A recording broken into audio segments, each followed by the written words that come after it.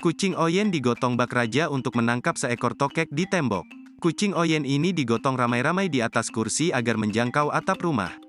Kucing tersebut digotong untuk menangkap seekor tokek yang merayap di atap rumah. Video tersebut merekam momen 4 orang menggotong kursi.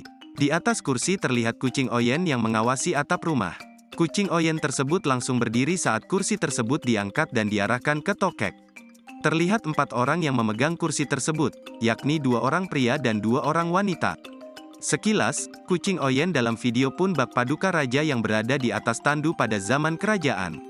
Setelah berada di atas kursi yang digotong oleh beberapa orang dari anggota keluarga tersebut, dengan sigap kucing oranye berusaha menangkap tokek yang berada di tembok tersebut. Ternyata untuk menggotong kucing Oyen untuk menangkap tokek dengan 4 orang merepotkan.